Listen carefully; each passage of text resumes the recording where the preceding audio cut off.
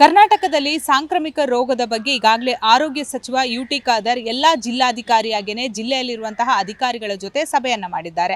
ಸದ್ಯ ಕರ್ನಾಟಕದಲ್ಲಿ ಸಾಂಕ್ರಾಮಿಕ ರೋಗ ಆಗಿರಬಹುದು, ಹಾಗೇನೆ ಈಗಾಗಲೇ ಆಂಧ್ರದಲ್ಲಿ ಕೋವಿಡ್ನ ಆತಂಕ ನಿರ್ಮಾಣ ಆಗಿರುವಂಥದ್ದು ನಮ್ಮ ಕರ್ನಾಟಕದಲ್ಲಿ ಇದೆ. ಜನಸಾಮಾನ್ಯರು ಆರೋಗ್ಯದ ಪರಿಸ್ಥಿತಿ ಬಗ್ಗೆ ಏನು ಹೇಳ್ತಾರೆ? ಯಾಕಂದ್ರೆ ಈಗಾಗಲೇ ಒಂದು ರೋಗ ಬಂದ್ರೆ ಸರ್ಕಾರಿ ಆಸ್ಪತ್ರೆಗೆ ಹೋದ್ರೆ ಸರಿಯಾದ ಸೂಕ್ತ ವ್ಯವಸ್ಥೆಗಳಿಲ್ಲ ಅಂತ ಬಹುತೇಕ ಜನಸಾಮಾನ್ಯರು ಆಕ್ರೋಶ ಹೊರ ಹಾಕ್ತಾರೆ. ಹಾಗೇನೆ ಖಾಸಗಿ ಆಸ್ಪತ್ರೆಗೆ ಹೋದ್ರೆ ಬಹಳಷ್ಟು ದುಡ್ಡನ್ನ ಪೀಕ್ತಾರೆ. ಈಗಿನ ಆರೋಗ್ಯದ ಪರಿಸ್ಥಿತಿ ಹೇಗಿದೆ, ಪರಿಸರ ಆಗಿರ್ಬೋದು, ಪ್ರತಿಯೊಂದು ವಾತಾವರಣ ಕೂಡ ಮನುಷ್ಯನ ಆರೋಗ್ಯಕ್ಕೆ ಎಷ್ಟು ಎಫೆಕ್ಟ್ ಕೊಡುತ್ತೆ, ಜನಸಾಮಾನ್ಯರು ಇದ್ರ ಬಗ್ಗೆ ಏನು ಹೇಳ್ತಾರೆ ಬನ್ನಿ ಮಾತಾಡ್ಸ್ಕೊಂಡು ಬರೋಣ.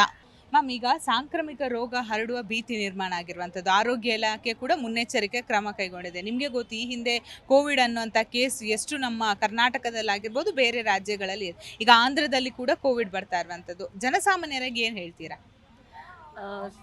ಸಾಂಕ್ರಾಮಿಕ ರೋಗ ಇರಬಹುದು ಅಥವಾ ಜನರಲ್ ಹೆಲ್ತ್ ಸಿಚುಯೇಷನ್ನು ಅಂತ ಹೇಳುವಾಗ ಬಹುಶಃ ನಮ್ಮ ಇಡೀ ಆಲೋಚನಾ ಕ್ರಮ ಸಮಾಜದ್ದು ಮತ್ತು ಅತಿ ಮುಖ್ಯವಾಗಿ ಸರ್ಕಾರದ್ದು ಮತ್ತು ಸರ್ಕಾರದಲ್ಲಿ ಆರೋಗ್ಯ ಇಲಾಖೆಯಲ್ಲಿ ಸಚಿವರದು ಆ ಯೋಚನಾ ಕ್ರಮವೇ ಬದಲಾಗಬೇಕು ಅಂತ ನಾನು ಬಯಸ್ತೀನಿ.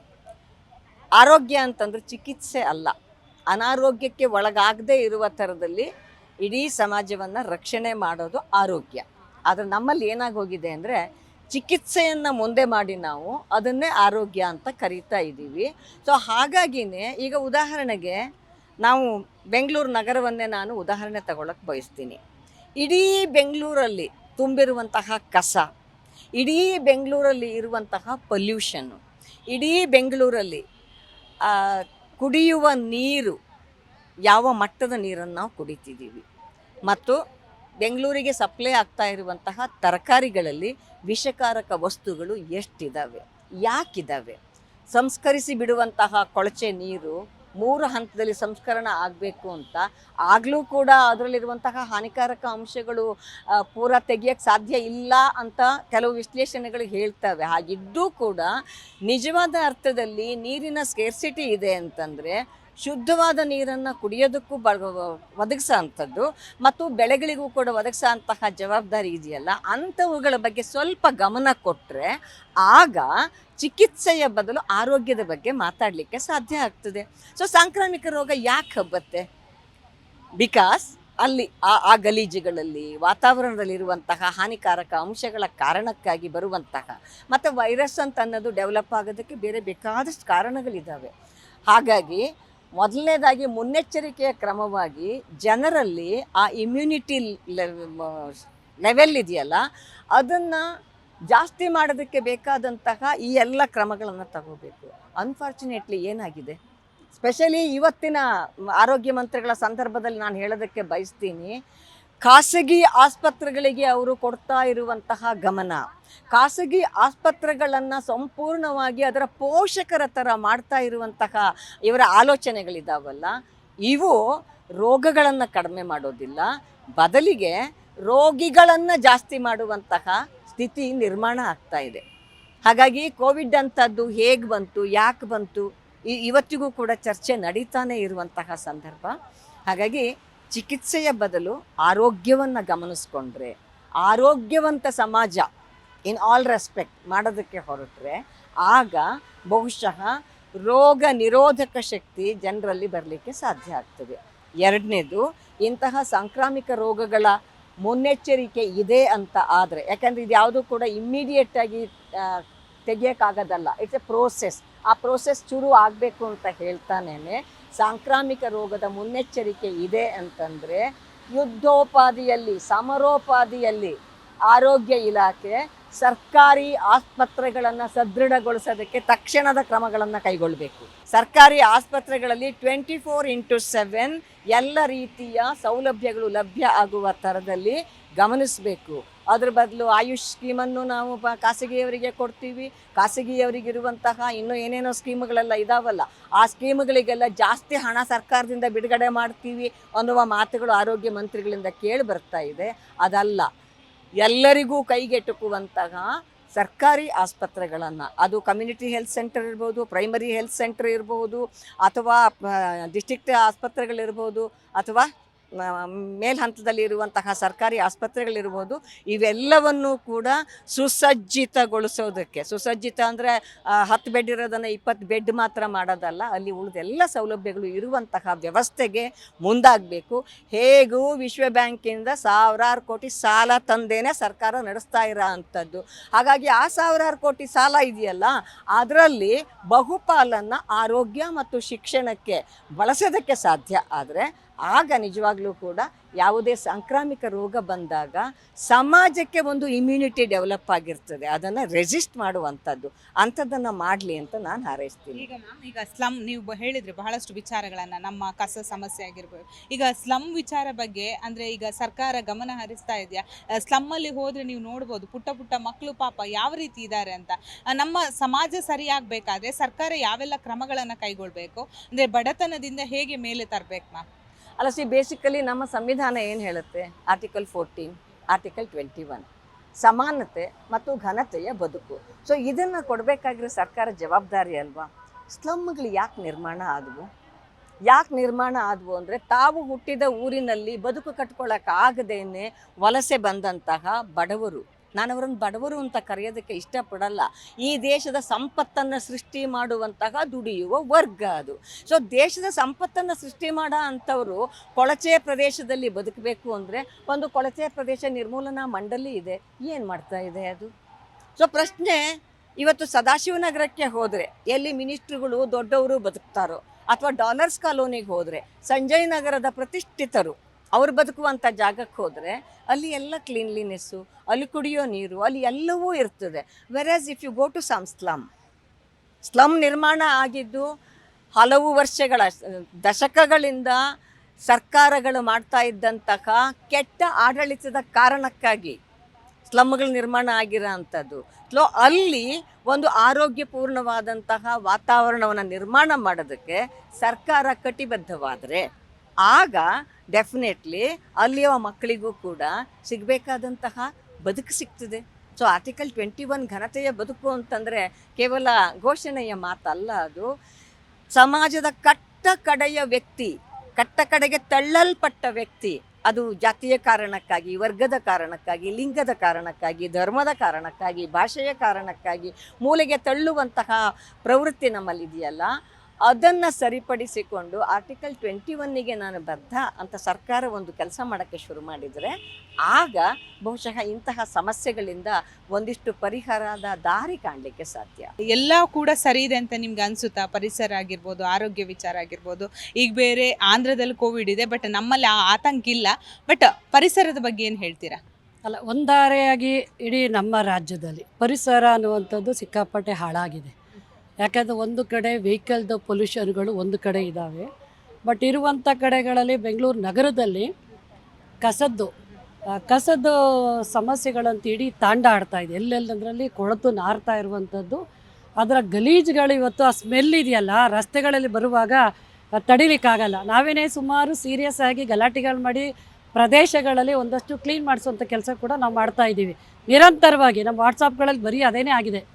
ಬೆಂಗಳೂರಿನಲ್ಲಿ ನಮ್ಮ ತ್ಯಾಜ್ಯ ವಿಲೇವಾರಿ ಮಾಡಲಿಕ್ಕೆ ಇನ್ಚಾರ್ಜ್ ಅಂತ ಕರಿಗೌಡರು ಅಂತಿದ್ದಾರೆ. ಅಲ್ಲಿ ನಾವು ನೋಡ್ಬೋದು ದಿನ ಪ್ರಜಾವಾಣಿ ಪೇಪರ್ನಲ್ಲಿ ಬೆಂಗಳೂರಿನ ಕಸದ ರಾಶಿಯ ಫೋಟೋಗಳು ಕಂಟಿನ್ಯೂ ಬರ್ತಿದೆ. ಬಟ್ ಆ ರೀತಿ ಇರುವಾಗ ಯಾವ ರೀತಿಯಾದಂಥ ಪರಿಸರ ಚೆನ್ನಾಗಿರ್ತದೆ ಅನ್ನೋದು ಒಂದು ಕಡೆ. ಇನ್ನೊಂದು ಹೆಲ್ತು ಅಂತ ಹೇಳುವಾಗ ಇವತ್ತು ಈ ಪೊಲ್ಯೂಷನ್ನು ಇವೆಲ್ಲವೂ ಕೂಡ ಸೇರ್ಕೊಂಡಂಗೆ ಯಾರನ್ನು ನೋಡಿದ್ರು ಕೂಡ ಆರೋಗ್ಯ ಸರಿ ಇಲ್ಲ ಅನ್ನುವಂಥದ್ದು ಇವತ್ತು ಕಾಣ್ತಾ ಇದ್ದೀವಿ. ಅದರಲ್ಲಿ ಸರ್ಕಾರಿ ಆಸ್ಪತ್ರೆಗಳಿಗೆ ಹೋದಂಥ ಸಂದರ್ಭದಲ್ಲಿ ನಮಗೆ ಅಲ್ಲಿ ಡಾಕ್ಟರ್ಸ್ಗಳಿರ್ಬೋದು, ಟ್ರೀಟ್ಮೆಂಟ್ ಆಗಲಿ ಇನ್ನೊಂದಾಗಲಿ ಸರಿಯಾಗಿ ಸಿಗ್ತಿಲ್ಲ ಅನ್ನೋಂಥದ್ದು ಇತ್ತೀಚಿನ ದಿನದಲ್ಲಿ ನಾವು ಕೂಡ ಅಲ್ಲಿ ಗಮನಿಸಿ ಈಗ ಒಂದು 2-3 ಹಾಸ್ಪಿಟ್ಲಲ್ಲಿ ಇತ್ತೀಚೆಗೆ ನಾನು ನೋಡಿದೆ. ಕ್ಯಾರ್ಪುರ ಗೌರ್ಮೆಂಟ್ ಹಾಸ್ಪಿಟ್ಲಲ್ಲಿ ಡೆಲಿವರಿ ಆದಂಥ ಟೈಮಲ್ಲಿ ಅವರಿಗೆ ಅಲ್ಲಿ ಟ್ರೀಟ್ಮೆಂಟ್ ಇವೆಲ್ಲ ಕೊಡುವಾಗ ಹಣಕ್ಕಾಗಿ ಒತ್ತಾಯ ಮಾಡಿ ಅವ್ರ ಮೇಲೆ ಒತ್ತಡ ತಂದಿರೋದು ನೋಡಿದ್ದೀವಿ. ಅದೇ ರೀತಿ ಸಿ.ವಿ. ರಾಮನಗರ ಹಾಸ್ಪಿಟಲಲ್ಲಿ ಅಲ್ಲಿ ಕೂಡ ಆ ರೀತಿಯಾಗಿ ಹೆರಿಗೆ ಆದಂಥ ಕೂಲಿ ಮಾಡುವಂಥ ಹೆಣ್ಣುಮಗಳ ಹತ್ರ 5,000 10,000 ಡಿಮ್ಯಾಂಡ್ ಮಾಡಿ ಡಾಕ್ಟರ್ಸ್ಗಳು ನಾವು ಅದು ರೆಡ್ ಹ್ಯಾಂಡ್ ಆಗಿ ಹಿಡಿಯೋಕ್ಕೋ ಅಂತ ಹೇಳಿ ಓದುವಾಗ ಡಿಸ್ಚಾರ್ಜ್ ಮಾಡ್ದಿರಾ ಹಾಸ್ಪಿಟ್ಲು ಬಿಟ್ಟು ಓಡೋದಂಥ ಪರಿಸ್ಥಿತಿ. ಅರೆ ಈ ರೀತಿಯಾಗಿ ಇರುವಾಗ ಎಲ್ಲವೂ ಸರಿ ಇದೆ ಅಂತ ಹೆಂಗೆ ಹೇಳ್ತಾರೆ ಅಂತೇಳಿ ಜನ ಹೇಳಬೇಕು. ಅಯ್ಯೋ ನಮಗೆ ಚೆನ್ನಾಗಿದೆ, ಪರವಾಗಿಲ್ಲ ಇಲ್ಲಿ ಅನ್ನುವಂಥ ವಾತಾವರಣನೇ ಇಲ್ಲದೆ ಇರುವಾಗ ಎಲ್ಲವೂ ಚೆನ್ನಾಗಿದೆ ಅಂತೇಳಿ ಅವರು ಅಧಿಕಾರದಲ್ಲಿ ಇದ್ದೀವಿ ಎನ್ನುವಾಗ ಅವ್ರವ್ರ ಸರ್ಕಾರದ ಹುಳುಕನ್ನು ಮುಚ್ಕೊಳ್ಳೋದಕ್ಕೆ ಅವ್ರು ಆ ಥರ ಮಾತಾಡ್ತಾರೆ ಅನ್ನೋದು ಬಿಟ್ಟರೆ, ಬಟ್ ಇವತ್ತು ಎನ್ವೈರ್ಮೆಂಟ್ ಆಗ್ಬೋದು, ಆರೋಗ್ಯದ ಸಮಸ್ಯೆಗಳಾಗ್ಬೋದು, ಯಾವುದ್ರಲ್ಲೂ ಕೂಡ ಇವತ್ತು ಮಹಿಳೆಯರ ವಿಚಾರ ಆಗಲಿ, ಕ್ರೈಮ್ ಸಿಟಿಯಾಗಿ ನಿಂತಿದೆ ಬೆಂಗಳೂರು, ಕ್ರೈಮ್ ಸಿಟಿಯಾಗಿ ನಿಂತಿದ್ದೆ, ಸುರಕ್ಷತೆ ಅನ್ನುವಂಥದ್ದು ಇಲ್ಲ. ಇವತ್ತು ವಿಚಿತ್ರವಾಗ ವಿಭಿನ್ನವಾದಂಥ ರೀತಿಯಲ್ಲಿ ಇವತ್ತು ಅಟ್ಯಾಕ್ಗಳಾಗ್ತಿದ್ದಾವೆ, ಕೊಲೆಗಳಾಗ್ತಿದ್ದಾವೆ, ಆಯಿತಾ, ಸೈಕೋಗಳ ರೀತಿಯಲ್ಲಿ ಇವತ್ತು ಬಿಹೇವ್ ಮಾಡ್ತಿರೋದನ್ನ ನಾವು ನೋಡ್ತಿದ್ದೀವಿ. ಆದರೆ ಈ ರೀತಿಯಾಗಿ ಕಡಿವಾಣ ಹಾಕೋದಕ್ಕಾಗಲಿ ಅಟ್ಲೀಸ್ಟ್ ಏನು ಮಾಡಬಹುದು ಅನ್ನುವಂಥ ಥಿಂಕಿಂಗ್ ಕೂಡ ಇವತ್ತು ಸರ್ಕಾರ ಮಾಡ್ತಾ ಇಲ್ಲ. ಅದೇ ರೀತಿ ಮಾದಕ ದ್ರವ್ಯಗಳು ಎಲ್ಲಂದ್ರದ್ದು ಇವತ್ತು ಡ್ರಗ್ಸ್ ಮಾಫಿಯಾಗಳು ಜಾಸ್ತಿ ಆಗಿದ್ದಾವೆ. ಬಟ್ ಹಿಡಿದ್ವಿ ಅಂತಾರೆ, ಅವರು ಕೆ ಜಿ ಗಟ್ಟಲೆ ಬಂದದನ್ನ ಹಿಡಿತಾ ಇರ್ಬೋದೇನೋ ಬಿಟ್ಟರೆ ಸಣ್ಣ ಸಣ್ಣ ಮಕ್ಕಳುಗಳು ಇವತ್ತು ಅದಕ್ಕೆ ಬಲಿಯಾಗಿರೋದನ್ನು ನೋಡ್ತಾ ಇದ್ದೀವಿ. ನಮ್ಮ ಎಷ್ಟೋ ಗೆಳತಿಯರ ಮನೆಯಲ್ಲಿ ತಾಯಿ ತಂದೆಯರು ಕೆಲಸಕ್ಕೆ ಹೋದಂಥ ಟೈಮಲ್ಲಿ ಮಕ್ಕಳು ಆ ರೀತಿ ಅಡಿಕ್ಟ್ ಆಗಿ ಮನೆಗಳಲ್ಲಿ ಇಂಜೆಕ್ಷನ್ ಟ್ಯೂಬ್ಗಳು, ಸಣ್ಣ ಸಣ್ಣ ಇದುಗಳು ಕೂಡ ಇವತ್ತು ಸಿಕ್ಕಿರೋಂಥದ್ದು ಕಾಣ್ತೀವಿ. ಬಟ್ ಇವು ಯಾವ ಕೂಡ ಸರಿ ಮಾಡೋರು ಹೆಂಗೆ ಸರಿ ಹೋಗಿದೆ, ಎಲ್ಲವೂ ಸರಿ ಇದೆ ಅಂತ ಹೇಳುವಾಗ ಹೆಂಗೆ ಸರಿ ಇದೆ ಅನ್ನೋಂಥದ್ದು ಇವತ್ತು ಪ್ರಶ್ನೆಯಾಗಿ ಉಳಿದಿದೆ. ಬಟ್ ಯಾವುದೂ ಕೂಡ ಸರಿ ಇಲ್ಲ. ಈಗ ಮಳೆಗಾಲ ಇದೆ, ಸಾಂಕ್ರಾಮಿಕ ರೋಗಗಳು ಜಾಸ್ತಿ ಆಗುತ್ತೆ. ಈಗ ಡೆಂಗ್ಯೂ ಆಗಿರ್ಬೋದು. ಬಟ್ ಈಗ ಇಲಾಖೆ ಹೇಳೋ ಪ್ರಕಾರ ಕಳೆದ ವರ್ಷಕ್ಕೆ ಹೋಲಿಸಿದ್ರೆ ಕಡಿಮೆ ಇದೆ ಅಂತ. ನಿಮ್ಗೆ ಹಾಗೆ ಅನ್ಸುತ್ತಾ ಕಡಿಮೆ ಇದೆ ಅಂತ? ನಮ್ಮ ಜನರೇಷನ್ ಹೇಗಿದೆ ಮ್ಯಾಮ್? ಯಾಕಂದ್ರೆ ನೀವೀಗ ಒಂದು ಸೀನಿಯರ್ ಆಗಿದ್ದೀರಾ, ಈಗಿನ ಜನರೇಷನ್ ಹೇಗೆ ಅನ್ಸುತ್ತೆ ನಿಮ್ಗೆ? ನೋಡ್ರಿ, ಇವತ್ತು ಥ್ರೋಟಿಂಗ್ ಪಾಪ್ಯುಲೇಷನ್ ತುಂಬಾನೇ ಜಾಸ್ತಿ ಆಗಿದೆ. ಅದಕ್ಕೆ ಅಗತ್ಯಕ್ಕೆ ತಕ್ಕಂಥ ರೀತಿಯಲ್ಲಿ ಎಲ್ಲೂ ಕೂಡ ಯಾವುದೇ ರೀತಿಯ ವಾತಾವರಣನೂ ಕೂಡ ವಾತಾವರಣ ಕೂಡ ಇಲ್ಲ. ಅವ್ರು ಏನು ಹೇಳ್ತಾರೆ, ಇವತ್ತು ಎಲ್ಲವೂ ಕೂಡ ಸರಿ ಇದೆ ಅನ್ನೋದಲ್ಲ. ನನಗೆ ಕೇಳೋಂಥದ್ದು ಪೊಲ್ಯೂಷನ್ ಆಗ್ಬೋದು, ಇದಾಗ್ಬೋದು. ನೀವು ಹೇಳಿದಂಥ ರೀತಿಯಲ್ಲಿ ಜನಸಂದಣಿ ಜಾಸ್ತಿ ಆದಷ್ಟು ಕೂಡ ಆರೋಗ್ಯದ ಮೇಲೆ ಪರಿಣಾಮಗಳು ಜಾಸ್ತಿ ಬೀರ್ತಿದ್ದಾವೆ.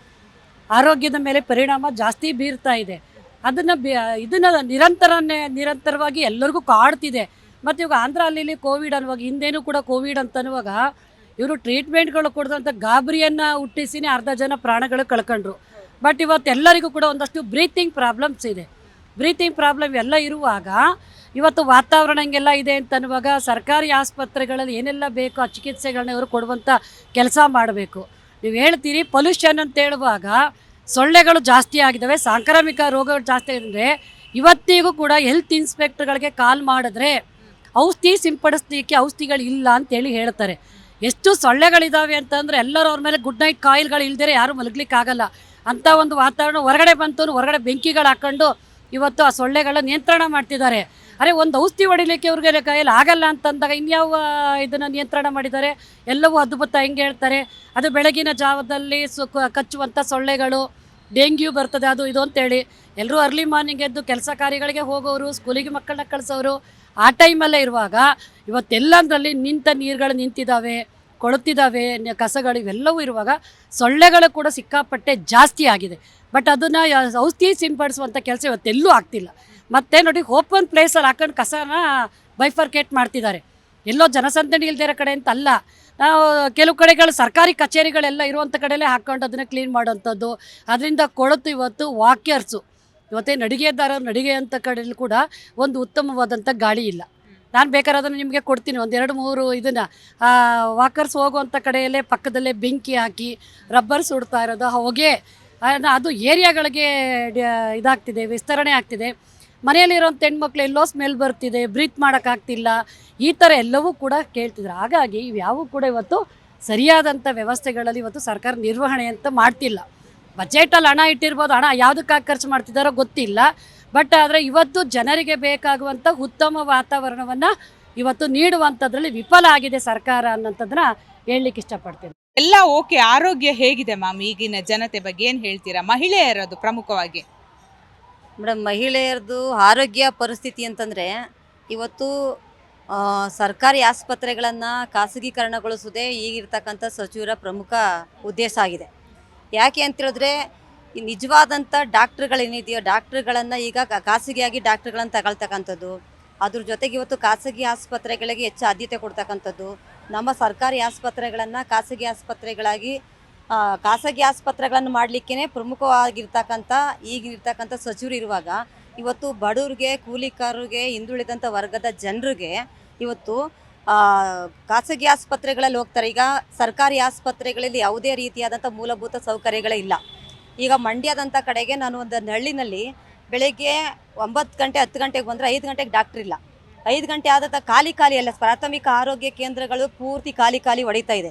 ಡಾಕ್ಟ್ರುಗಳಿದ್ರೆ ನರ್ಸ್ ಇಲ್ಲ, ನರ್ಸ್ ಇದ್ರೆ ಡಾಕ್ಟ್ರುಗಳಿಲ್ಲ, ಮತ್ತು ಆಂಬುಲೆನ್ಸ್ ವ್ಯವಸ್ಥೆ ಕರೆಕ್ಟಾಗಿಲ್ಲ. ಇನ್ನೊಂದು ಕಡೆ ಏನಾಗ್ತಾ ಇದೆ ಅಂತಂದರೆ ಇವತ್ತು ಜನರಿಗೆ ಇವತ್ತು ಆರೋಗ್ಯ ವೆಚ್ಚನ ಭರಿಸ್ಲಿಕ್ಕಾಗ್ದೇ ಮೈಕ್ರೋ ಫೈನಾನ್ಸ್ ಸಂಸ್ಥೆಗಳೆಲ್ಲ ಸಾಲ ಪಡೆದು ಆ ಸಾಲವನ್ನು ಖಾಸಗಿ ಆಸ್ಪತ್ರೆಗಳಿಗೆ ಹೋಗಿ ಅವ್ರನ್ನ ಏನು ಫೀಸ್ ಕಟ್ಟಿ ವಾಪಸ್ ಬರುವಷ್ಟರಲ್ಲಿ 2 3 ಲಕ್ಷ ರೂಪಾಯಿ ಆಗ್ತಾಯಿದೆ. ಒಬ್ಬ ಹೆಣ್ಣುಮಗಳು ಗರ್ಭಕೋಶ ಸುಮಾರು ಈಗ ಹೆಣ್ಮಕ್ಳುಗಳು ಬರ್ತಾ ಇರ್ತಕ್ಕಂಥದ್ದು ಗರ್ಭಕೋಶ ಸಮಸ್ಯೆಗಳು ಹೆಚ್ಚಾಗ್ತಾ ಇದೆ. ಗರ್ಭಕೋಶ ಸಮಸ್ಯೆಗಳು ಹೆಚ್ಚಾದಾಗ ಇವತ್ತು ಗೌರ್ಮೆಂಟ್ ಆಸ್ಪತ್ರೆಗಳ ಆಪ್ರೇಷನ್ ಮಾಡಿದ್ರೆ ಏನು ಮಾಡ್ತಾಯಿದ್ದೆ, ಗೌರ್ಮೆಂಟ್ ಆಸ್ಪತ್ರೆಯಲ್ಲಿ ಇರ್ತಕ್ಕಂಥ ಡಾಕ್ಟ್ರುಗಳು ಪ್ರೈವೇಟ್ ಆಸ್ಪತ್ರೆಗಳಿರ್ತಕ್ಕಂಥವು ಯಾವುದೋ ಒಂದು ನರ್ಸಿಂಗ್ ರೂಮ್ ಕರ್ಕೊಂಡು ಹೋಗ್ತಾರೆ. ಅಲ್ಲೊಂದು 50,000 1 ಲಕ್ಷ ರೂಪಾಯಿ ತನಕ ತಗೊಳ್ತಾರೆ. ಅಲ್ಲಿಂದ ಮತ್ತೆ ಅವರು ಗೌರ್ಮೆಂಟ್ ಆಸ್ಪತ್ರೆ ಒಳಗಡೆ ತೋರಿಸಿದ್ರು ಪ್ರೈವೇಟ್ ಆಸ್ಪತ್ರೆ 1-1.5 ಲಕ್ಷ ರೂಪಾಯಿ ಖರ್ಚಾಗ್ತಾಯಿದೆ. ಇವತ್ತು ಆರೋಗ್ಯ ಅಂತಕ್ಕಂಥದ್ದು ದುಬಾರಿ ಆಗ್ತಾಯಿದೆ. ಎಲ್ಲರಿಗೂ ಆರೋಗ್ಯವನ್ನು ಕೊಡೋದ್ರಲ್ಲಿ ಕರ್ನಾಟಕ ಸರ್ಕಾರನೂ ಸಹ ವಿಫಲ ಆಗ್ತಾ ಇದೆ ಅನ್ನುವಂಥದ್ದು ನಾವು ಕಾಣ್ತಾ ಇದ್ದೀವಿ. ಸರ್ಕಾರಿ ಆಸ್ಪತ್ರೆಗಳಲ್ಲಿ ಸರ್ಕಾರಿ ಡಾಕ್ಟ್ರುಗಳನ್ನು ನೇಮಕ ಮಾಡ್ಕೊಳ್ಬೇಕು. ಅದನ್ನು ಬಿಟ್ಬಿಟ್ಟು ಗುತ್ತಿಗೆ ಆಧಾರದ ಮೇಲೆ ಡಾಕ್ಟ್ರುಗಳು ತಗೊಳ್ತಾರೆ ಅಂತಿದ್ದೀರಿ. ಎಂಥ ಸರ್ಕಾರ ಇದು? ಯಾರು ಆರೋಗ್ಯ ಏನು ಕೊಡ್ತಾರೆ? ಗ್ಯಾರಂಟಿ ಕೊಟ್ಬಿಟ್ರೆ ಆಗೋಯ್ತಾ? ಗ್ಯಾರಂಟಿ ಕೊಟ್ಟರೆ ಸುಧಾರಣೆ ಆಗ್ಬೋದು ಅಷ್ಟೇ. ಅದು ನಿಜವಾಗ್ಲೂ ಬೇಕಾಗಿರ್ತಕ್ಕಂಥದ್ದು ಆಹಾರ, ಆರೋಗ್ಯ, ಶಿಕ್ಷಣ, ಈ 3 ಪ್ರಮುಖವಾಗಿರ್ತಕ್ಕಂಥ ಬೇಕಾಗಿರ್ತಕ್ಕಂಥದ್ದು. ಇವತ್ತು ಆರೋಗ್ಯ ಎಷ್ಟು ಮಟ್ಟಿಗೆ ಸಮಸ್ಯೆಗಳಾಗ್ತಾ ಇದೆ ಅಂತಂದರೆ ಇವತ್ತು ಗ್ರಾಮೀಣ ಭಾಗದಲ್ಲಿರ್ತಕ್ಕಂಥವ್ರಿಗೆ ಎಷ್ಟೋ ಜನಕ್ಕೆ BP ಶುಗರ್ ಬರ್ತಾ ಇದೆ. ಆ BP ಶುಗರ್ ತೋರಿಸ್ಕೊಳ್ಳಿಕ್ಕೆ ಡಾಕ್ಟ್ರ್ ಹತ್ರ ಹೋಯ್ತೀವಿ ಅಂತ ಹೇಳಿದ್ರೆ ನರ್ಸಿಂಗ್ ಹತ್ರ ಇವರು ಯಾವುದೋ ಪ್ರಾಥಮಿಕ ಆರೋಗ್ಯ ಕೇಂದ್ರ ಹತ್ರ ಯಾರೂ ಇಲ್ಲ, BP ಚೆಕ್ ಮಾಡುವಂಥ ಮಿಷಿನ್ ಇಲ್ಲ, ಮತ್ತು ಯಾವುದಾದ್ರೂ ಶುಗರ್ ಇದೆ ಅಂದರೆ ನೋಡ್ಲಿಕ್ಕೆ ಆಗ್ತಾ ಇಲ್ಲ. ಅವ್ರು ಮತ್ತೆ ಸಿಟಿ ಒಳಗಡೆ ಬರಬೇಕು ಅಂದರೆ ಬಸ್ ಸೌಕರ್ಯಗಳಿಲ್ಲ. ಇಂತಹ ಸಂದರ್ಭದಲ್ಲಿ ಏನಾಗ್ತಾ ಇದೆ ಅಂತಂದು ಇವತ್ತು ಎಷ್ಟೋ ಜನ ಖಾಸಗಿ ಆಸ್ಪತ್ರೆಗಳಿಗೆ ಅಡ್ಮಿಂಟ್ ಆಗ್ತಾರೆ. ಆ ಡೆತ್ ಆಯಿತು ಅಂತ ಹೇಳಿದ್ರೆ ಆ ಡೆತ್ ಆದವ್ರು ವಾಪಸ್ಸು ಆ ಡೆತ್ ಆದಂಥವ್ರನ್ನ ಅವ್ರು ಹೆಣ ತಗೊಂಡು ಬರ್ಲಿಕ್ಕೆ ಆಗದೆ ಇರ್ತಕ್ಕಂಥ ಪರಿಸ್ಥಿತಿ. ಒಂದು ಕಡೆ ಅವ್ರು ಬಾಡಿ ಕೊಡಲ್ಲ, ಇನ್ನೊಂದು ಕಡೆ ದುಡ್ಡು ಕಟ್ಲಿಕ್ಕೆ ಆಗದೆ ಇರ್ತಕ್ಕಂಥ ಪರಿಸ್ಥಿತಿ ಇದೆ. ಮತ್ತು ಎಷ್ಟೋ ಜನ ಅಡ್ಮಿಟ್ ಆಗಿಬಿಟ್ಟಿರ್ತಾರೆ, ಹಣ ಕಟ್ಟಲಿಕ್ಕಾಗಲ್ಲ. ಎಷ್ಟೋ ಜನ ಇನ್ನು ಯಾರು ದಿಕ್ಕಿಲ್ದೇ ಇದ್ದಾಗ ಪೇಷೆಂಟ್ಗಳು ಇವತ್ತು ಅವರು ಡಾಕ್ಟ್ರಿಗೆ ಹೇಳ್ದೇ ಬಂದಿರತಕ್ಕಂಥ ಉದಾಹರಣೆಗಳಿದೆ. ಇವತ್ತು ಎಷ್ಟೋ ಜನ ಹೆಣ್ಣುಮಕ್ಳು ಹೆರಿಗೆಗೆ ಹೋಗ್ತಾರೆ. ಹೆರಿಗೆಗೆ ಹೋದಾಗ ಆ ಹೆರಿಗೆಗೆ ಅಲ್ಲಿ ಬಂದಂಥ ಫೀಸ್ ಕಟ್ತಕ್ಕಂಥದ್ದೇ ಬೇರೆ, ಅದಲ್ಲ ನರ್ಸು ಡಾಕ್ಟ್ರು ಇನ್ನೊಬ್ರಿಗೆ ಮತ್ತೊಬ್ರಿಗೆ ಕೊಡ್ತಕ್ಕಂಥದ್ದು ಬೇರೆ. ತಾಳಿನ ಹಡ ಇಟ್ಟು ಸಣ್ಣ ಪುಟ್ಟ ಒಡವೆಗಳನ್ನು ಹಡ ಇಟ್ಟು ಇವತ್ತು ಗಿರಿವಿ ಅಂಗಡಿಗಳಿಗೆ ಇಟ್ಟು ಇವತ್ತು ಆಸ್ಪತ್ರೆ ಸುಧಾರಿಸುವಂಥ ಪರಿಸ್ಥಿತಿ ಇದೆ. ಹಂಗಾಗಿ ಕೆಳಮಟ್ಟದಿಂದ ಹಿಡಿದು ಮೇಲ್ಮಟ್ಟದವರೆಗೆ ಇವತ್ತು ಸರ್ಕಾರಿ ಆಸ್ಪತ್ರೆಗಳನ್ನು ಖಾಸಗೀಕರಣಗೊಳಿಸ್ತಾ ಇರ್ತಕ್ಕಂಥದ್ದನ್ನ ಫಸ್ಟು ರಾಜ್ಯ ಸರ್ಕಾರ ನಿಲ್ಲಿಸಬೇಕು. ಇವತ್ತು ಸಾರ್ವಜನಿಕರಿಗೆ ಪ್ರತಿಯೊಬ್ಬರಿಗೂ ಆರೋಗ್ಯ, ಪ್ರತಿಯೊಬ್ಬರಿಗೂ ಶಿಕ್ಷಣ ಕೊಡಬೇಕಾಗಿರ್ತಕ್ಕಂಥದ್ದು ಈ ಸರ್ಕಾರದ ಪ್ರಮುಖ ಜವಾಬ್ದಾರಿ ಆಗಬೇಕು ಅನ್ನೋದು. ರಾಜ್ಯ ಮಾತ್ರವಲ್ಲದೆ ಸೆಂಟ್ರಲ್ ಗೌರ್ಮೆಂಟ್ ಪಾತ್ರ ಎಷ್ಟಿದೆ? ಓಕೆ, ಕರ್ನಾಟಕಕ್ಕೆ ಈಗ ಕರ್ನಾಟಕ ಸರ್ಕಾರ, ಇದರ ಜೊತೆ ಕೇಂದ್ರ ಕೂಡ ಮೇಯ್ನ್ ಇರುತ್ತೆ. ಕೇಂದ್ರ ಏನೆಲ್ಲ ಕೆಲಸ ಮಾಡಬೇಕು ಮ್ಯಾಮ್? ಆ್ಯಸ್ ಅ ಮಹಿಳೆಯಾಗಿ ಏನು ಹೇಳ್ತೀರಾ? ಮೇಡಮ್, ಕೇಂದ್ರ ಸರ್ಕಾರದ್ದು ಪ್ರಮುಖವಾಗಿ ಕೇಂದ್ರ ಸರ್ಕಾರ ಏನು ಮಾಡ್ತಾ ಇದೆ, ಆಹಾರದ ಬಗ್ಗೆ ತಲೆ ಕೆಡಿಸ್ಕೊಳ್ತಾ ಇಲ್ಲ, ಆರೋಗ್ಯದ ಬಗ್ಗೆ ತಲೆ ಕೆಡಿಸ್ಕೊಳ್ತಾ ಇಲ್ಲ, ಉದ್ಯೋಗದ ಬಗ್ಗೆ ತಲೆ ಕೆಡಿಸ್ಕೊಳ್ತಾ ಇಲ್ಲ. ಅವ್ರು ಒಂದೇ ಮಂತ್ರ ಒಂದೇ ಜಪ ಇರ್ತಕ್ಕಂಥದ್ದವರು ಈ ದೇಶವನ್ನು ಹಿಂದೂಷ್ಟ ರಾಷ್ಟ್ರವನ್ನಾಗಿ ಮಾಡಬೇಕು ಅನ್ನೋದನ್ನು ಬಿಟ್ಟರೆ ಇವತ್ತು ಡೆಲ್ಲಿನಲ್ಲಿ ಜನರು ತಮ್ಮ ಹಕ್ಕುಗಳಿಗಾಗಿ ಹೋರಾಟ ನಡೆಸ್ತಾ ಇದ್ದಾರೆ. ಅದ್ರ ಬಗ್ಗೆ ತಲೆ ಕೆಡಿಸ್ಕೊಳ್ತಾ ಇಲ್ಲ. ಕೇಂದ್ರ ಸರ್ಕಾರ ಇವತ್ತು ನಮ್ಮ ಸಂವಿಧಾನದೊಳಗಡೆ ಇರ್ತಕ್ಕಂಥದ್ದು ಭಾರತ ದೇಶದೊಳಗೆ ಇರ್ತಕ್ಕಂಥ ಪ್ರತಿಯೊಬ್ಬರು ಪ್ರಜೆಗೂ ಇವತ್ತು ಶಿಕ್ಷಣ ಆರೋಗ್ಯವನ್ನು ಕೊಡಬೇಕಾಗಿರ್ತಕ್ಕಂಥದ್ದು ಕೇಂದ್ರ ಸರ್ಕಾರ. ಇವತ್ತು ಯಾವುದಾದ್ರು ಒಂದು ಯೋಜನೆಗಳನ್ನು ತಗೊಂಡು ಬರ್ತದೆ, ಅದು ಸಮರ್ಪಕವಾಗಿ ಜಾರಿ ಆಗ್ತಾ ಇಲ್ಲ. ಅವರು ಆ ಯೋಜನೆಗಳನ್ನು ಜಾರಿ ಮಾಡೋದ್ರಿಗಿಂತ ಹೆಚ್ಚಾಗಿ ಅವ್ರಿಗೆ ಅಡ್ವರ್ಟೈಸ್ಮೆಂಟ್ಸ್ಗಳಿಗೆ ಸರ್ಕಾರಿ ಆಸ್ಪತ್ರೆಗಳ ಮುಂದೆ ಸಾರ್ವಜನಿಕರ ಮುಂದೆ ಅಡ್ವರ್ಟೈಸ್ಮೆಂಟ್ಸ್ ಖರ್ಚಾಗ್ತದಲ್ಲ, ಅಷ್ಟು ಖರ್ಚನ್ನು ಇವತ್ತು ಆರೋಗ್ಯಕ್ಕೆ ಆಗದೇ ಇರ್ತಕ್ಕಂಥದ್ದನ್ನು ನಾವು ನೋಡ್ತಾ ಇದ್ದೀವಿ. ಇವತ್ತು ಕೊರೋನಾ ಬತ್ತು ಅಂತಂದ್ರೆ ತಮಟೆ ಬಡೀರಿ ಅಂತಾರೆ, ಕೊರೋನಾ ಬತ್ತು ಅಂತಂದರೆ ಮನೆ ಒಳಗಡೆ ಇರಿ ಅಂತಾರೆ. ಯಾವುದೇ ಇನ್ನೊಂದೇನೋ ಸಂದರ್ಭ ಬಂತು ಅಂತಂದರೆ ಇವತ್ತು ಕರೋನಾ ಸಂದರ್ಭದಲ್ಲಿ ಅನುಭವಿಸೋದು ನೀವು ಅನುಭವಿಸಿ ಅಂತಾರೆ. ಹಂಗಂದ್ರೆ ಅರ್ಥ ಏನು? ಇವರು ಇಡೀ ದೇಶದ ಜನರಿಗೆ ಭಯ ಹುಟ್ಟಿಸ್ತಕ್ಕಂಥದ್ದು ಕೊರೋನಾ ಸಂದರ್ಭದಲ್ಲಿ ನಡೆದಂಥದ್ದನ್ನ ಮತ್ತೆ ಮತ್ತೆ ಮತ್ತೆ ಮತ್ತೆ ಮರುಕಳಿಸಿ ಭಯ ಹುಟ್ಟಿಸ್ತಕ್ಕಂಥ ಕೆಲಸನ ಜೀವ ತೆಗೆಯುವಂಥ ಕೆಲಸ ಮಾಡ್ತಾ ಇದೆ ಕೇಂದ್ರ ಸರ್ಕಾರ. ಇವತ್ತು ನಿಜವಾಗ್ಲೂ ಅವ್ರಿಗೇನಾದ್ರೂ ಈ ಜನರಿಗೆ ಭಾರತ ದೇಶದಲ್ಲಿರ್ತಕ್ಕಂಥ ಜನಸಾಮಾನ್ಯರ ಬಗ್ಗೆ ಅವ್ರಿಗೇನೋ ಕಳಕಳಿ ಇದ್ದರೆ ಇವತ್ತು ಎಲ್ಲರಿಗೂ ಶಿಕ್ಷೆ ಏನು ಆರೋಗ್ಯವನ್ನು ಖಾಸಗೀಕರಣ ಮಾಡಿಸ್ಲಿಕ್ಕೆ ಹೊರಟೋಗಿರ್ತಕ್ಕಂಥದ್ದನ್ನು ಮೊದಲು ನಿಲ್ಲಿಸಬೇಕು. ಬಿಜಾಪುರದಲ್ಲಿ ಅದೇ ರೀತಿಯಲ್ಲಿ ಆರೋಗ್ಯ ಆಸ್ಪತ್ರೆಗಳನ್ನು ಖಾಸಗೀಕರಣ ಮಾಡಲಿಕ್ಕೆ ಹೊರಟಾಗ ದೊಡ್ಡ ಮಟ್ಟದಲ್ಲಿ ಹೋರಾಟ ನಡೀತಾ ಇದೆ. ಈ ಮಂಗಳೂರಿನಲ್ಲೇ ಈಗಿರ್ತಕ್ಕಂಥ ಸಚಿವರು ಅದನ್ನು ಖಾಸಗೀಕರಣ ಮಾಡಲಿಕ್ಕೆ ಹೋದಂಥದ್ದು ಅಲ್ಲೂ ಹೋರಾಟ ನಡೀತಾ ಇದೆ. ಇಡೀ ದೇಶಾದ್ಯಂತ ಈ ಖಾಸಗೀಕರಣಗಳನ್ನು ಸರ್ಕಾರಿ ಆಸ್ಪತ್ರೆಗಳನ್ನು ಖಾಸಗೀಕರಣಗೊಳಿಸ್ತಾ ಇರ್ತಕ್ಕಂಥ ವಿರುದ್ಧ ಪ್ರತಿಭಟನೆಗಳು ಪ್ರತಿವಿರೋಧಗಳು ವ್ಯಕ್ತಪಡಿಸ್ತಾ ಇದೆ. ಆದರೆ ಕೇಂದ್ರ ಸರ್ಕಾರ ಕೇಂದ್ರದ ಮಂತ್ರಿಗಳು ಇದ್ರ ಸಂಬಂಧಪಟ್ಟಂಗೆ ಗಮನ ಹರಿಸ್ತಾನೆ ಇರ್ತಕ್ಕಂಥದ್ದು ನಮಗೆಲ್ಲ ಗೊತ್ತಿದೆ. ಈಗಿನ ಆರೋಗ್ಯ ಪರಿಸ್ಥಿತಿ ಹೇಗಿದೆ ಮ್ಯಾಮ್ ನಿಮ್ಮ ಪ್ರಕಾರ? ಈಗ ಆರೋಗ್ಯ ಪರಿಸ್ಥಿತಿ ಅಂತಂದರೆ ವೆದರ್ ಚೇಂಜ್ ಆದ ತಕ್ಷಣ ಕೆಲವೊಂದು ಇವು ಇನ್ಫೆಕ್ಟ್ ಆಗ್ತಾ ಇದ್ದಾವೆ. ಆಮೇಲೆ ಈ ಕೋವಿಡ್ ಬಂದಾಗ್ಲಿಂದನೂ ಮಹಿಳೆಯರಿಗೆ ಆಗಲಿ ಒಟ್ಟಾರೆ ಜನರಿಗೆ ಆ ಇಂಜೆಕ್ಷನ್ ತಗೊಂಡ ಮೇಲೆ ಕೆಲವಷ್ಟು ನೋವು ನಲಿವುಗಳು ಈ ವೆದರ್ ಚೇಂಜ್ ಆದ ತಕ್ಷಣನೇ ಕಾಣ್ತಾ ಇದ್ದಾವೆ. ಮತ್ತೆ ಈಗ ಕೋವಿಡ್ ಇಂಜೆಕ್ಷನ್ ತಗೊಂಡ್ಮೇಲೆ ರೋಗಗಳ ಸಂಖ್ಯೆ ಹೆಚ್ಚಾಗ್ತಿದೆ ಅಂತ ಹೇಳ್ತಿದ್ದೀರಾ. ಆಂಧ್ರದಲ್ಲಿ ಮತ್ತೆ ಕೋವಿಡ್ ಬರ್ತಾ ಇದೆ. ಸೊ ಭಯದ ವಾತಾವರಣ ನಿರ್ಮಾಣ ಆಗಬಹುದಾ? ಆಗ್ಬೋದು. ಹಾಗಾಗಿ ಮುಂಚೆ ಎಚ್ಚರಿಕವಾಗಿ ತಗೋಬೇಕಾಗ್ತದೆ, ಪ್ರಿಕಾಷನ್ಸ್ ಎಲ್ಲೂ ಸರ್ಕಾರ ಕೊಡಬೇಕಾಗ್ತದೆ ಅಂತ ನಮ್ಮ ಆಗ್ರಹ. ಈಗ ಮಳೆಗಾಲ ಇದೆ, ಸೊ ಸಾಂಕ್ರಾಮಿಕ ರೋಗಗಳು ಹೆಚ್ಚಾಗ್ತಿದೆ. ಸರ್ಕಾರ ಯಾವ ರೀತಿ ಕ್ರಮವನ್ನು ಕೈಗೊಳ್ಳಬೇಕು? ಅಲ್ಲಿಯ ಏರಿಯಾ ವೈಸು ಓಪನ್ ಡ್ರೈನೇಜ್ಗಳಿದ್ದಾವೆ, ಅವೆಲ್ಲವೂ ಸ್ವಲ್ಪ ಸ್ವಚ್ಛತೆ ಇರಬೇಕು. ಮತ್ತು ಮುಖ್ಯವಾಗಿ ಆಸ್ಪತ್ರೆಗಳು ಸ್ವಚ್ಛವಾಗಿರಬೇಕು. ಮತ್ತು ಅಲ್ಲಿ ದಿನ ಕ್ಲೀನಿಂಗ್ ಇರಬೇಕು. ಮತ್ತು ಅದೇ ರೀತಿಯಲ್ಲಿ ನೀರಿರಬೇಕು. ಎಲ್ಲ ಸ್ವಚ್ಛತೆ ಜಾಸ್ತಿ ಕಾಪಾಡಿದರೆ ರೋಗಗಳು ಕಡಿಮೆ ಆಗ್ಬೋದು, ಕಡಿವಾಣ ಆಗ್ಬೋದು. ಎಲ್ರಿಗೂ ಆರೋಗ್ಯ ಇಲ್ಲ, ಬದಲಿಗೆ ಅನಾರೋಗ್ಯ ಆಗ್ತಾ ಇದೆ. ಎಲ್ಲೆಡೆ ಆರೋಗ್ಯ ಅನ್ನೋದು ಆಗಬೇಕಾಗಿತ್ತು ಆದ್ಯತೆಯಾಗಿ. ಆದರೆ ಇವತ್ತಿನ ಆಳುವ ವರ್ಗ, ರಾಜ್ಯ ಮತ್ತು ಕೇಂದ್ರ ಸರ್ಕಾರಗಳಿಗೆ ಆರೋಗ್ಯಕ್ಕೆ ಬಜೆಟಲ್ಲಿ ಮೀಸಲಿಡುವ ಹಣ ಇದೆಯಲ್ಲ, ಅದು ಅತಿ ಕಡಿಮೆ ಇದೆ. ಹಾಗಾಗಿ ಆರೋಗ್ಯ ಎಲ್ಲೆಡೆ ಹೇಗೆ ಸಾಧ್ಯ ಆಗುತ್ತೆ? ಅದು ಬರೀ ಘೋಷಣೆಯಾಗಿ ಮಾತ್ರ ಪುಸ್ತಕದಲ್ಲಿ ಇರುತ್ತೆ. ನಿಜವಾಗ್ಲೂ ಅವರಿಗೆ ಕಾಳಜಿ ಇದ್ದರೆ, ಇವತ್ತು ನೋಡಿ ಮಕ್ಕಳ ಮರಣ ಆಗ್ತಾ ಇದೆ, ತಾಯಂದ್ರ ಮರಣ ಆಗ್ತಾ ಇದೆ, ಅಪೌಷ್ಟಿಕತೆ ಹೆಚ್ಚಾಗ್ತಾ ಇದೆ, ರಕ್ತಹೀನತೆ ಹೆಚ್ಚಾಗ್ತಾ ಇದೆ. ಇನ್ನೊಂದೆಡೆ ಈ ಕೊರೋನಾ ಬಂದ ನಂತರದಲ್ಲಿ ಸಾಕಷ್ಟು ಸಾಂಕ್ರಾಮಿಕ ರೋಗಗಳಿಗೆ ದಾರಿಯಾಗಿದೆ. ಆ ಮೊದಲೇನೂ ಇತ್ತು, ಕೊರೋನಾದಲ್ಲೂ ಕೂಡ ಸಾಂಕ್ರಾಮಿಕ ರೋಗಗಳಿಗೆ ಎಡೆ ಆಗ್ತಾ ಇದೆ. ಇದು ಆರೋಗ್ಯವನ್ನು ಆದ್ಯತೆಯಾಗಿ ಪರಿಗಣಿಸದ ಹೊರತು ನಾವು ಎಲ್ಲೆಡೆ ಆರೋಗ್ಯವನ್ನು ತರಲಿಕ್ಕೆ ಸಾಧ್ಯ ಇಲ್ಲ. ಅದು ಬರೀ ಒಂದು ಘೋಷಣೆಯಾಗಿ ಮಾತ್ರ ಉಳಿಲಿಕ್ಕೆ ಸಾಧ್ಯ ಆಗುತ್ತೆ. ಆದರೆ ಆಲ್ಮಾ ಆಟದಲ್ಲಿ ಭಾಳಷ್ಟು ಘೋಷಣೆಗಳಿದ್ವು, ಆದರೆ ಅದು ಜಾರಿ ಆಗಲಿಲ್ಲ. ಇವತ್ತು ಕೂಡ 3P ಮಾದರಿಯಲ್ಲಿ ಆರೋಗ್ಯ ಸುಧಾರಣೆ ಮಾಡ್ತೀವಿ, ಆರೋಗ್ಯವನ್ನು ಖಾಸಗೀಕರಣ ಮಾಡ್ತೀವಿ ಅಂತ ಹೊರಟಿದ್ದಾರೆ. ಅದು ಪಬ್ಲಿಕ್ ಪ್ರೈವೇಟು ಪಾರ್ಟ್ನರ್ಶಿಪ್ಪಲ್ಲಿ ಆರೋಗ್ಯವನ್ನು ನೋಡಬಾರ್ದು. ಇದು ಕಲ್ಯಾಣ ಕಾರ್ಯಕ್ರಮವಾಗಿ ನೋಡಬೇಕು. ಸರ್ಕಾರ ಆದ್ಯತೆಯಾಗಿ ಪರಿಗಣಿಸಬೇಕು. ಬಜೆಟ್ಗಳಲ್ಲಿ ಕೂಡ ಆರೋಗ್ಯಕ್ಕೆ ಹೆಚ್ಚಿನ ಮೀಸಲನ್ನು ಇಡಬೇಕು. ಸರ್ಕಾರವೇ ನಿರ್ವಹಿಸಬೇಕು. ಇವತ್ತು ಖಾಸಗಿ ನರ್ಸಿಂಗ್ ಹೋಮ್ಗಳು ಅಣಬೆ ರೀತಿಯಲ್ಲಿ ಬೆಳ್ಕೊಂಡು ಬರ್ತಾ ಇದೆ. ಇವತ್ತೊಬ್ಬ ಸಾಮಾನ್ಯ ಬಡ ಕುಟುಂಬಕ್ಕೆ ಅಥವಾ ಶ್ರಮಿಕ ಕುಟುಂಬಕ್ಕೆ ಏನಾದರೂ ಒಂದು ಜ್ವರ ಅಥವಾ ಅದಕ್ಕಿಂತ ಮೇಲ್ಮಟ್ಟದ ರೋಗಗಳು ಬಂದರೆ ಅವ್ರ ಕೈಯಲ್ಲಿ ಕಾಸಿರಲ್ಲ.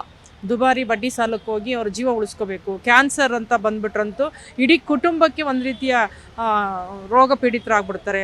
ಆರೋಗ್ಯ ಹದಗೆಡುತ್ತೆ. ಹಾಗೆಯೇ ಕಿಡ್ನಿ ಸಮಸ್ಯೆಗಳು, ಹೃದಯಾಘಾತ ಸಮಸ್ಯೆಗಳು, ಇತ್ತೀಚೆಗೆ ಸಾಕಷ್ಟು ಈ ಹೆಣ್ಣುಮಕ್ಕಳಿಗೆ ಗರ್ಭಕೋಶದ ಕ್ಯಾನ್ಸರ್ಗಳು ಹೆಚ್ಚಾಗ್ತಾ ಇದೆ. ಬೇರೆ ಬೇರೆ ರೀತಿಯ ಕ್ಯಾನ್ಸರ್ಗಳು ಬರ್ತಾ ಇದೆ. ಮತ್ತು ಭಾಳಷ್ಟು ದುಡಿಯುವ ಜನರ ಕೈಯಲ್ಲಿ ಹಣ ಇರಲ್ಲ. ಅವರು ಅಲ್ಲಿ ದುಡಿದು ಅಲ್ಲಿ ತಿನ್ನಬೇಕು. ಆರೋಗ್ಯ ಅನ್ನುವಾಗ ದುಬಾರಿ ಸಾಲ ಮಾಡಿ ಆರೋಗ್ಯ ನೋಡ್ಕೋಬೇಕಾದಂಥ ಪರಿಸ್ಥಿತಿಗಳಿದ್ದಾವೆ. ಇವತ್ತು ಎಲ್ಲರೂ ಬೆಂಗಳೂರಿಗೆ ಬಂದು ಕಿದ್ವಾಯಿ, ನಿಮಾನ್ಸು, ವಿಕ್ಟೋರಿಯಾದಲ್ಲೇ ಟ್ರೀಟ್ಮೆಂಟ್ ತೊಗೋಬೇಕು ಅಂದ್ರೂ ಕಷ್ಟ ಆಗ್ತಾ ಇದೆ. ತುಂಬ ದೂರದಿಂದ ಇಲ್ಲಿ ಬರಬೇಕಾದಂಥ ಪರಿಸ್ಥಿತಿಗಳು. ಆದರೆ ಜಿಲ್ಲಾ ಮಟ್ಟದ ಆಸ್ಪತ್ರೆಗಳನ್ನ ಮೇಲ್ದರ್ಜೆಗೆ ಏರಿಸದೆ, PHCಗಳನ್ನ ಪರಿಣಾಮಕಾರಿಯಾಗಿ ಕೆಲಸ ಮಾಡಲಿಕ್ಕೆ ಉತ್ತೇಜನ ಕೊಡದೇನೆ, ಅದಕ್ಕೆ ಬೇಕಾದಂಥ ಬಜೆಟ್ ಕೊಡದೇನೆ ಆರೋಗ್ಯ ಸುಧಾರಣೆ ಸಾಧ್ಯ ಇಲ್ಲ. ರೋಗಗಳನ್ನ ತಡೆಗಟ್ಟಲಿಕ್ಕೆ ಸಾಧ್ಯ ಇಲ್ಲ. ಇಚ್ಛಾಶಕ್ತಿ ಮೊದಲು ಬೇಕಾಗಿದೆ. ವೀಕ್ಷಕರೇ, ಜನಸಾಮಾನ್ಯರಂತೂ ಬಹಳಷ್ಟು ಬೇಸರವನ್ನು ವ್ಯಕ್ತಪಡಿಸ್ತಾ ಇದ್ದಾರೆ. ಕೇಂದ್ರ ಆಗಿರ್ಬೋದು, ರಾಜ್ಯ ಒಗ್ಗಟ್ಟಾಗಿ ಜನಸಾಮಾನ್ಯರ ಆರೋಗ್ಯದ ಬಗ್ಗೆ ನಿಗಾ ವಹಿಸಬೇಕು. ಯಾಕಂದರೆ ಈಗಾಗಲೇ ಮಳೆಗಾಲ ಬರ್ತಾ ಇದೆ. ಡೆಂಗ್ಯೂ ಆಗಿರ್ಬೋದು, ಪ್ರತಿಯೊಂದು ರೋಗ ರುಜಿನಗಳು ಕೂಡ ಹೆಚ್ಚಾಗುತ್ತೆ. ಸೊಳ್ಳೆಗಳು ಬಹಳಷ್ಟು ಉತ್ಪತ್ತಿ ಆಗುತ್ತೆ. ಪ್ರತಿಯೊಂದು ಕ್ಲೀನಾಗಿ ಇಡಬೇಕು. ಬೆಂಗಳೂರು ಅನ್ನೋದು ಈಗಾಗಲೇ ಗಾರ್ಬೇಜ್ ಸಿಟಿ ಆಗಿದೆ. ಇಲ್ಲಿ ಕಸಗಳು ಕೂಡ ರಾಶಿ ಇರುವಂಥದ್ದು. ಇದನ್ನು ಕೂಡ ಕ್ಲೀನ್ ಮಾಡಬೇಕು. ಬಹುತೇಕ ಜನಸಾಮಾನ್ಯರ ಆಕ್ರೋಶ ಇಷ್ಟೇ. ಆರೋಗ್ಯ ಇಲಾಖೆ ಆಗಿರ್ಬೋದು, ಸರ್ಕಾರ ಜನರ ಆರೋಗ್ಯದ ಬಗ್ಗೆ ಕಾಳಜಿ ವಹಿಸಬೇಕು. ಸರ್ಕಾರಿ ಆಸ್ಪತ್ರೆಗಳ ಮೇಲೆ ಪ್ರತಿ ವಾರ, ಪ್ರತಿ ತಿಂಗಳಿಗೊಮ್ಮೆ ದಾಳಿಯನ್ನು ಮಾಡಬೇಕು. ಖಾಸಗಿ ಆಸ್ಪತ್ರೆ ಮೇಲೆ ನಿಗಾ ಇಡಬೇಕು. ಯಾಕಂದರೆ ರೋಗಿಗಳು ಸತ್ರು ಕೂಡ ಬಿಲ್ಲು ಮಾಡೋರ ಸಂಖ್ಯೆನೇ ಜಾಸ್ತಿ ಇರುವಂಥದ್ದು. ಸೊ ಒಟ್ಟಾರೆ ಹೇಳೋದಾದರೆ ಜನಸಾಮಾನ್ಯರು ಈಗಾಗಲೇ ಆರೋಗ್ಯದ ಬಗ್ಗೆ ಗಮನವನ್ನು ಕೂಡ ಕೊಡಬೇಕು. ಹಾಗೆಯೇ ಒಂದು ವೇಳೆ ತಮಗೆ ಆರೋಗ್ಯದಲ್ಲಿ ಸಮಸ್ಯೆ ಇದೆ ಅಂದಾಗ ಆಸ್ಪತ್ರೆಗೆ ಹೋಗೋದಕ್ಕೆ ಸೂಕ್ತ ವ್ಯವಸ್ಥೆಯನ್ನು ಸರ್ಕಾರ ಕಡೆಯಿಂದ ಕೂಡ ಮಾಡಬೇಕನ್ನೋದು ಜನಸಾಮಾನ್ಯರ ಆಗ್ರಹವಾಗಿದೆ. ಬೆಂಗಳೂರಿಂದ ಕ್ಯಾಮ್ರಾ ಪರ್ಸನ್ ಯಶಸ್ ಜೊತೆ ಭವ್ಯ ಸುನಿಲ್, ಜಿ ಕನ್ನಡ ನ್ಯೂಸ್.